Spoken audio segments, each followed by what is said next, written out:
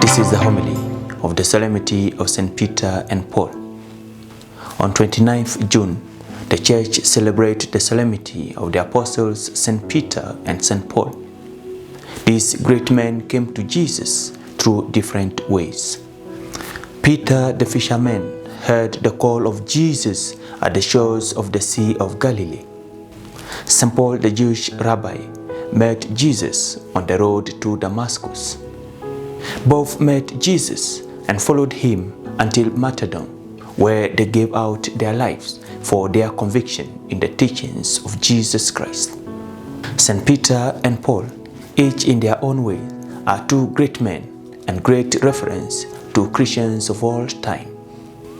Today's reading challenges us to follow the example of these two great men, that is, fidelity and faithfulness to Jesus and the Gospel. The Gospel invites the disciples to adhere to Jesus and to see him as the Messiah, the Son of the living God, sent to humanity. From this membership of the disciples, the Church is born.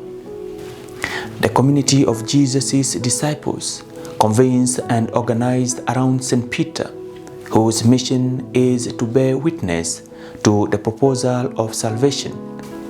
The Church and St. Peter are entrusted with the keys, that is, to interpret the word of Jesus, to adapt the teachings of Jesus to the challenges of the world, and to welcome into the community all those who adhere to the proposal of salvation that Jesus offers. The first reading shows how God guarantees the testimony of the disciples of Jesus Christ and how he takes care of them and protects them when the world condemns them. The wonderful release of St. Peter from the prison shows God's solicitude for his church and for the disciples who witnessed to the gospel and to the good news of salvation. The second reading recalls St. Paul's generous response to the call of Jesus and his commitment to the gospel. It is a moving and challenging text which invites the Christians of all ages to walk in Christian path with enthusiasm, with surrender, with spirit, and with the example of St. Paul.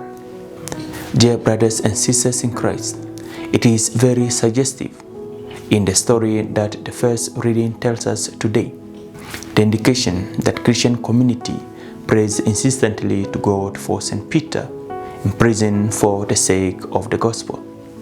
It shows a solidarity, a fraternal, a united and caring community which stands by the brothers and sisters who suffer and who are wrong because of their testimony. Are our Christian communities places where everyone feels the pain and the sufferings of their brothers and sisters? Do we feel that it is our responsibility to do everything in our power to comfort and to liberate our brothers and sisters who are victims of injustice and sufferings in the world? St. Paul's testimony marked the history of Christianity by his broad vision of God's salvation and by the way he opened the doors of Gentiles to the gospel. But beyond that, St. Paul left to the Christians of all times and ages an impressive personal testimony of total commitment to Jesus and to the gospel. St. Paul's encounter with Jesus on the road to Damascus marked his life.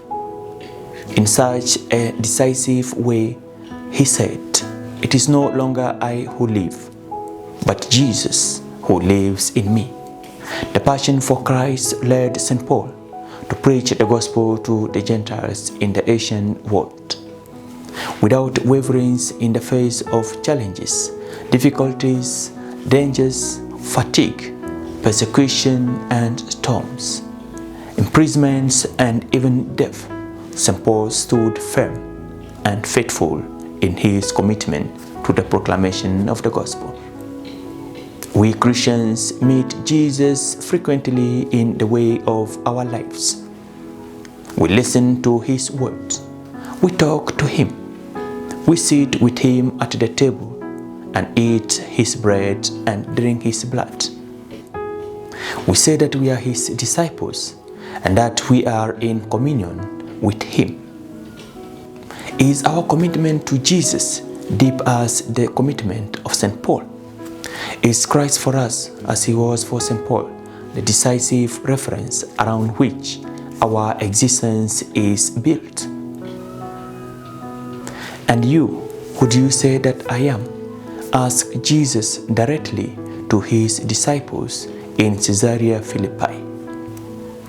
It is a decisive question which must echo in the ears and in the hearts of all the disciples of Jesus Christ at all ages. The answer to this question cannot be found by the Pero-like repetition of old formulas we learn in catechesis. The question goes to the soul of our being and requires a personal position. The answer should be based on the way Jesus touches our lives and our relationship with him as faithful disciples. The answer to this question of Jesus is the most important and the most decisive in the life of a believer. Who is Jesus to us? What place does he occupy in our existence? What values do we give to the proposals of Jesus? Can we give a clear and convincing answer to the question of Jesus based on our personal relationship with him? As we celebrate the Solemnity of St. Peter and St. Paul, and also the 13th Sunday in Ordinary Time Year C, may the Lord grace us from above, that we may learn from the great example of these two men to be faithful and creative disciples in our wounded world. May we be the faithful disciples of Jesus Christ who carry the light of the gospel from everywhere to everyone. I wish you a blessed and fruitful Sunday.